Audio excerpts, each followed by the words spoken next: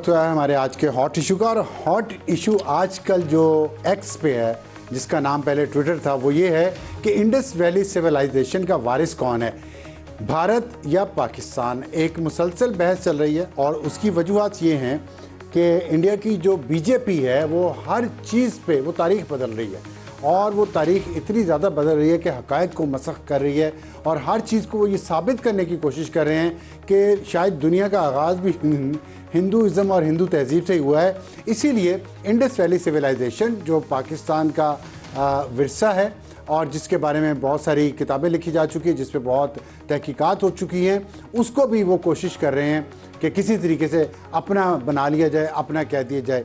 और ये आपने भी देखी होगी, इसलिए हमने आज दावत दी है डॉक्टर कामरान अहमद साहब को, हमें ज्वाइन करेंगे और इस बात पे बात करेंगे कि एक्चुअली इंडस वैली सिविलाइजेशन के वारिस हैं कौन। और डॉक्टर कामरान साहब के बारे में मैं आपको ये बता दूं कि वो PhD हैं south Asian spirituality from California university से, और कोई ऐसे ही ट्विटर पे बहस करने वाले नहीं हैं।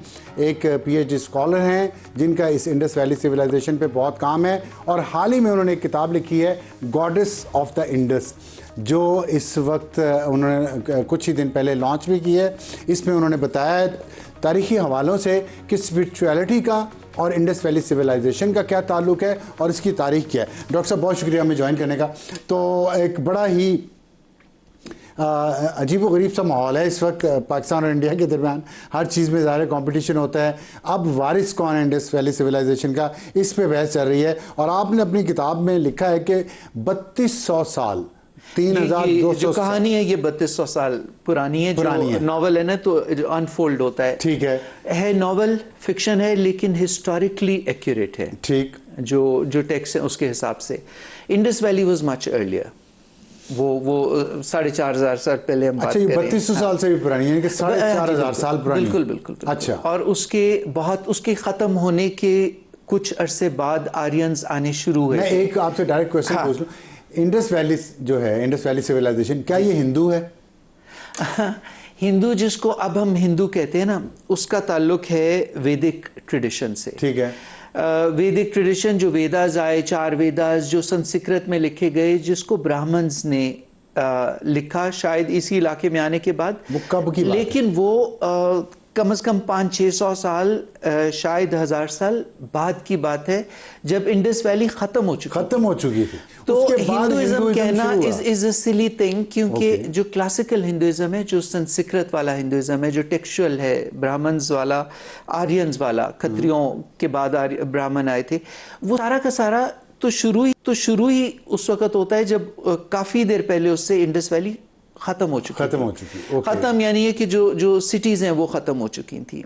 उसके बाद आर्यंस का आना शुरू होता है। पहले खत्री आते हैं, फिर ब्राह्मण आते हैं, फिर वो यहाँ आके वेदास लिखते हैं। तो दैट केम मच लेट, और वेदास अर्लीस्ट थे, फिर ब्राह्मणास हैं, पुराण हैं, फिर उपनिषद हैं, वगैरह वगैरह। तो वो सारा ये बाद में आया, ये सारा कुछ बाद। तो इंडस वैली सिविलाइजेशन कहाँ से शुरू हुई, कैसे शुरू हुई, इसका नाम इंडस वैली क्यों है, सिंध की तहजीब, हाँ, इसके बारे में थोड़ा बताइए। जिसको हम इंडस वैली सिविलाइजेशन IVC भी कहते हैं और हड़प्पन सिविलाइजेशन भी कहते हैं, जो कि बहुत फैली हुई थी, जिसका कुछ हिस्सा इंडिया में है।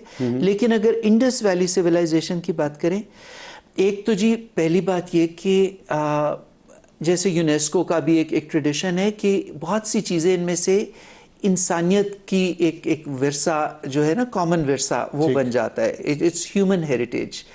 तो sites of heritage, human heritage कहते हैं, जो कि ये लड़ाई करना कि पाकिस्तान या इंडिया, ये सब बात की बातें हैं। ये तो बहुत पहले की बात है। वो लोग भी ना रहे, वो ट्रेडिशंस अभी बाकी हैं इस इलाके में, हमारी जड़ें हैं। लेकिन या तो ह्यूमन हेरिटेज का है, अगर आपने उस ज़माने के हिसाब से देखना है। वरना मैं आपको एक मिसाल दूं, एंशिएंट इजिप्शियन सिविलाइजेशन सारी दुनिया मानती है ना, एंशिएंट इजिप्शियन सिविलाइजेशन थी। जब वो सिविलाइजेशन थी, उस वक़्त ना इजिप्ट का नाम था, ना मिस्र का नाम था।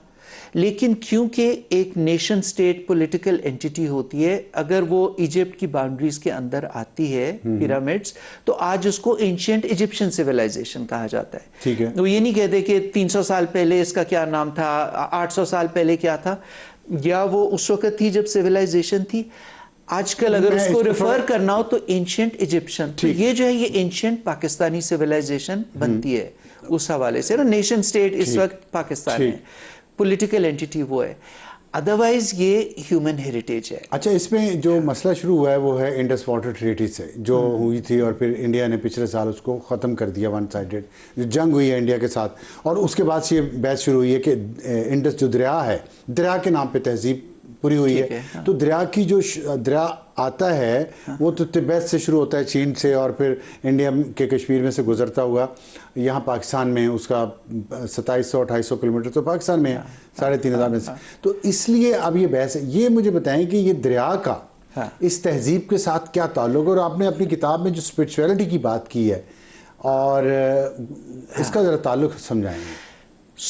किताब में जो स्पिरिचुअलिटी की बात है ना, वो है इस बड़े सगीर, इस खत्ते की रूहानियत। बड़े सगीर से पहले, आप बड़े सगीर जब आप कहते हैं तो पहले आप ये इंडस वाला हिंद मिला हुआ है, क्योंकि बाउंड्रीज बहुत मिली जुली थी। क्या ये नहीं था कि पहले आबादी यहाँ पे थी, फिर यहाँ से बाद में उस तरफ से? पहले सबसे जो पहले पुरानी है वो मेहरगढ़ वाली है। मेहरगढ़ वाली, ठीक है ना, मेहरगढ़ वहाँ पे वो तकरीबन जो फ्रेंच की रिसर्च है वो 9000 इंसान वहाँ से नहीं, पहला जो शहर था वो 9000 साल पहले मेहरगढ़, इस इलाके में जो शहरी जो जिसको आप उस तरह से सिविलाइजेशन कहेंगे, सिटीज जो थी, वो मेहरगढ़ पुराना था, सब कॉन्टिनेंट का सबसे पुराना है। ठीक है। उसके बाद आते हैं वो बलोचिस्तान के बिल्कुल बॉर्डर पे, एक्चुअली बलोचिस्तान सिंध और उसमें। ठीक। तो उसके बाद आते हैं हड़प्पा, मोहनजोदाड़ो, और इसके साथ हड़प्पन सिविलाइजेशन जो है वो बहुत फैली हुई थी। सो वो सिर्फ सिंध के इर्द गिर्द नहीं थी, वो इट इज स्प्रेड, और उसके बहुत से सेंटर्स बहुत और भी थे, और उसके बहुत से सेंटर्स इंडिया में भी हैं। लेकिन अगर आप इंडस सिविलाइजेशन जो है वो हड़प्पा से साउथ आते जाएं, या कुछ उससे नॉर्थ में भी हैं उसकी सिटीज, लेकिन वो प्राइमरीली इस वक्त पाकिस्तान में है। ठीक है।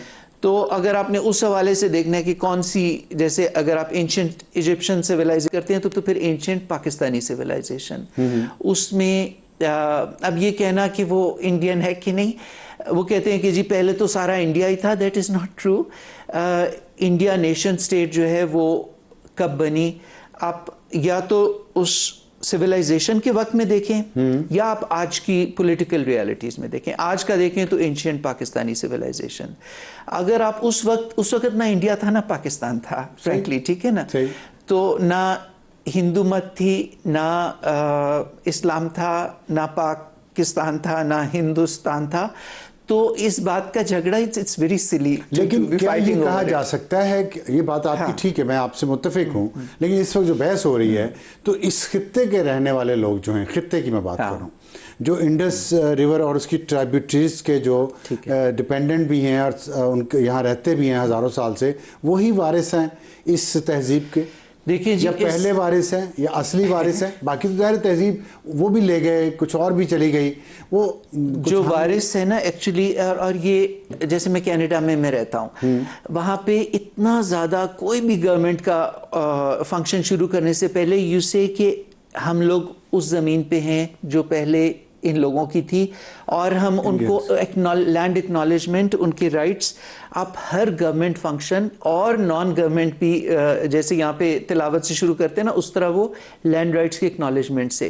काश कभी हम यहाँ पे बड़े सगीर में, इंडिया और पाकिस्तान में ये काम कर सकें, क्योंकि जो इस इलाके के रहने वाले थे वो ना तो 711-12 में आए थे, ना वो आर्यंस के साथ आए थे, ठीक है ना, वो भी बहुत लोग हैं, इसके साथ भी बहुत लोग आए, आर्मीज के साथ आए, दैट इज फाइन। लेकिन जो ड्रेविडियंस थे, जो पहले लोग थे, जो जिनको हमने आर्यंस ने उनको लोअर कास्ट करके बुरी तरह से अब्यूज किया, वो वहीं से हिंदुइज्म भी, तो हिंदुइज्म की जो शुरुआत थी उसमें वो मजहब पे इतना नहीं जोर देते थे, धर्म पे जोर, धर्म पे, क्लास, जिसमें कास्ट थी, ठीक है ना, कास्ट को नहीं कॉम्प्रोमाइज करना। ये बड़ी अच्छी बात की कि मजहब नहीं है, धर्म है। अच्छा, मुझे सिर्फ आपकी किताब पे, वक्त हमारे पास कम है, इस पे मुझे थोड़ा सा बताएं। आपने इसमें स्पिरिचुअलिटी की बात की है जो इंडस वैली सिविलाइजेशन का एक विरसा है, उस पे बात बड़ी आपने मुख्तलिफ तरीके से की है, फर्क तरह से की है, क्योंकि जो रूहानियत इस इलाके की है, और जो मेरा यकीन है और जो मैं शो भी करता हूँ कि वो उसकी जड़ें आज भी जिंदा हैं। इतनी पुरानी जड़ें हैं, 9000 साल पुरानी, वो आज भी जिंदा है। वो जब 3-4 हज़ार साल पहले जब आर्यन आते हैं, हिंदुइज्म आती है, तो वो उसके साथ स्ट्रगल करती है। पेट्रियार्कल ट्रेडिशन थी, ब्राह्मण्स वाली जो थी ना, वो पेट्रियार्कल ट्रेडिशन थी। हमारी बहुत मेट्रियार्कल थी। जमीन के साथ रिश्ता, इंडस वैली की जमीन के साथ रिश्ता, गॉडेसेस थी जो ना होने के बराबर हैं ब्राह्मण ट्रेडिशन में। वो सारी एक्वायर्ड हैं, जो पुरानी वाली गॉडेसेस थी हमारी, काली, दुर्गा, ये सब। इसका वैदिक लिटरेचर से इनिशियली कोई ताल्लुक नहीं था। अच्छा। तो ये सारी लोकल ट्रेडिशंस हैं। ज़मीन के साथ रिश्ता, प्यार का, दिल के साथ भक्ति किस्म का रिश्ता, गॉडेसेस के साथ रिश्ता, फेमिनिन शक्ल देना सेक्रेड को, ये सारी लोकल ट्रेडिशन है। इसको इंडस वैली की जिसको आर्यंस ने आके दबाने की कोशिश की, बाद में और भी बहुत कौमों ने आके दबाने की कोशिश की, दबा नहीं पाए। वो आज भी जिंदा है, लेकिन वो इस इलाके की ओरिजिनल स्पिरिचुअलिटी है। ठीक। बहुत इस इलाके अच्छा में ये स्पिरिचुअलिटी हाँ, क्यों है? इसका विरसा था ये। इसमें यहाँ पे कुछ डिफरेंट लोग डिफरेंट हैं, जमीन डिफरेंट है, आबो हवा डिफरेंट है। जो टिपिकली जो देखिए नोमैड जो आते हैं ना, वो जो ऊपर से आए थे, आर्यंस जो आए थे, जो वैदिक हिंदुइज्म, क्लासिकल हिंदुइज्म, वो सारे नोमैड्स थे, ऊपर से नॉर्थ से आए थे। जो बाकी मज़ाहिब हैं वो रेगिस्तानों से आए थे। रेगिस्तान में जब आप बैठते हैं ना, तो आप ऊपर को देखते हैं, आप यू लुक एट हेवंस। ये जो इलाका है ना, जहाँ पे सब्जा हो, जहाँ पे पानी हो, जहाँ पे गायें भैंसें हों, चर रही हों, वहाँ पे खेती बाड़ी कर रहे हो आप ज़मीन को, वहाँ पे आपकी स्पिरिचुअलिटी भी अर्थ बेस्ड होती है। तो अर्थ बेस्ड होती है और गॉडेस बेस्ड होती है। एंड गॉडेस बेस्ड, यानी उसका ताल्लुक एग्रेरियन सोसाइटी है, एग्रेरियन के बारिश आएगी। यूरोप में भी यही हुआ था। उसमें पुराने याद है जो विच हंट्स होती थी, फिर विचेस को बर्निंग होती थी। पुराने मज़ाहिब थे जिनका ताल्लुक फेमिनिन के साथ था। फिर जब ये पेट्रियार्कल मज़ाहिब आए, जुडियो क्रिश्चियन ट्रेडिशन, तो उन्होंने उनको ढूंढ के जलाया, हमारा बुरी तरह से। तो ये एक ट्रेडिशन रही है कि जो पुरानी एग्रेरियन एग्रीकल्चरल सोसाइटीज़, उनका ताल्लुक ज़मीन से होता है। जो मज़ाहिब सेंट्रल एशिया या रेगिस्तान, उनका ऊपर की तरफ, हेवन की तरफ, तो उनके खुदा ऊपर करके होते हैं। हम लोग के यहाँ पे जो सेक्रेट का कॉन्सेप्ट था, वो ज़मीन में हमारे अपने इर्द गिर्द था। ठीक। इंसानी प्यार के रिश्ते, जमीन में से चीजें उगाना, मट्टी से कटाई करना, ढोल बजाना, भंगड़ा डालना, मट्टी से प्यार करना, अपनी जमीन से प्यार करना। इसलिए हमारी जो कुश्ती है, हाँ, उसमें भी मट्टी उठा के एक दूसरे को मलते हैं, और हाँ, उसके ऊपर ही मट्टी के वो जमीन के साथ हम जमीन को नापाक नहीं, मट्टी को नापाक नहीं समझते थे। हम इंसानी जिस्म को नापाक नहीं समझते थे, और उससे बहुत आगे बात जाती है। लेकिन ये एक फ़र्क तरह की रूहानियत थी, जिसमें हम रूह और जिस्म को अलहदा नहीं करते। हम कहते हैं जिस्म में से रूह निकलती है। बुल्ले शाह कहे ना, आसमानी उड़दियां फड़दा जेड़ा कर बैठा ओनू फड़िया नहीं। तो आपको अगर इर्द गिर्द नहीं नजर आ रहा, तो आसमान में नहीं नजर आएगा। तो बुल्ले शाह देखें, मिट्टी का उनको पता था उनका मिट्टी से क्या रिश्ता है, और हमारा क्या मिट्टी के रिश्ते है। वरना यहाँ तो जात पात से ही नहीं लोग निकल पाते। मुझे बहुत अच्छा लगता है जब अब लोग इंडस वैली की ओनरशिप की बात करते हैं, मेरा दिल खुश होता है, क्योंकि मेरा इट्स सैड कि हम बाहैसियत एक कौम अपनी हेरिटेज, 9000 साल की हेरिटेज, बजाय उस पर फ़ख्र करें, हम उसको ओन नहीं करते थे। तो अब अच्छा लगता है, ये अच्छा ट्रेंड है कि हम उसको ओन कर रहे हैं और फ़ख्र के साथ कर रहे हैं। और आप जैसे लोगों की मेहनत है, स्कॉलर्स की, और गॉडेस ऑफ द इंडस आपने लिखी है, बड़ी अच्छी किताब है। आप भी पढ़िएगा जो इंडस वैली सिविलाइजेशन पे क्लेम करना चाह रहे हैं। वक्त हमारे, बहुत अच्छी बात हो रही थी, लेकिन वक्त हमारे पास कम है। बहुत शुक्रिया डॉक्टर कामरान अहमद साहब हमसे बात करने का। और आपने सुना इंडस वैली सिविलाइजेशन कितनी पुरानी है। 9000 साल से कम इस खित्ता ज़मीन पे इंसान रह रहे हैं, और यहाँ से फिर सिविलाइजेशन ईस्टवर्ड फैली, और उसके बाद इंडिया और श्रीलंका जो सारा नीचे है वहाँ तक उसके असरात गए।